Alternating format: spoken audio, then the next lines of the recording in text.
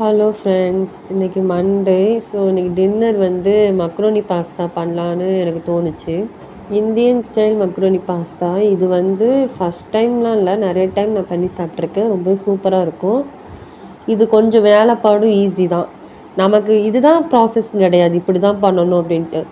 இதில் வந்து நமக்கு என்னென்ன ஆட் பண்ணி சாப்பிடணுமோ சாப்பிட்டுக்கலாம். இது வந்து எனக்கு பிடிச்ச மாதிரி நான் பண்ணியிருக்கேன். எனக்கும் என் ஹஸ்பண்டுக்கும் சேர்த்து தான். இந்த மக்ரோனி பாஸ்தா வந்து ஃபஸ்ட்டெல்லாம் வீடியோஸ் பார்த்து தான் பண்ண ஸ்டார்ட் பண்ணேன். அதுலேருந்து ரொம்ப பிடிக்க ஆரம்பிச்சிருச்சு ஒன் டைம் டேஸ்ட் பார்த்ததில். அப்போ இருந்து பாஸ்தா பண்ணுறதுனாலே நான் மக்ரோனி பாஸ்தா தான் பண்ணி சாப்பிட ஆரம்பித்தேன்.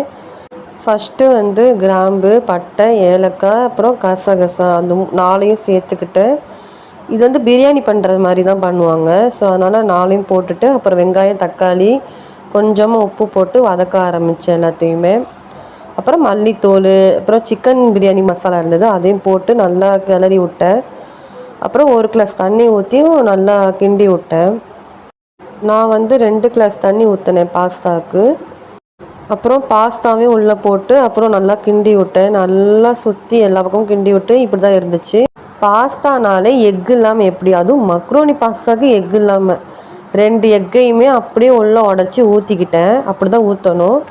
ஊற்றுனதுக்கப்புறம் 1 எக்கு மட்டும்தான் வெளில தெரிஞ்சிச்சு, 1 எக் வந்து உள்ளக்க போயிடுச்சு. ஆனால் வெந்து வரையில் நல்லா தான் வந்துருந்துச்சு. குக்கரை மூடிட்டேன். அதுக்கப்புறம் நான் வந்து ஒரு 4 விசில் வச்சுருந்தேன். நான் 2 கிளாஸ் தண்ணி ஊற்றினால. அதுக்கப்புறம் வந்து வெந்து இந்த மாதிரி இருந்துச்சு. செஞ்சதுக்கப்புறம் செம்மையாக இருந்துச்சு. டேஸ்ட்டும் பார்த்தோம், சூப்பராக இருந்துச்சு. நீங்களும் இந்த மாதிரி ட்ரை பண்ணியிருக்கீங்களான்னு சொல்லுங்கள். மக்ரோனி பாஸ்தாலாம் சாப்பிட்ருக்கீங்களான்னு சொல்லுங்கள். இன்றைக்கி எங்கள் வீட்டு டின்னர் மக்ரோனி பாஸ்தா தான். நாங்கள் நல்லா சாப்பிட்டோம். Bye bye.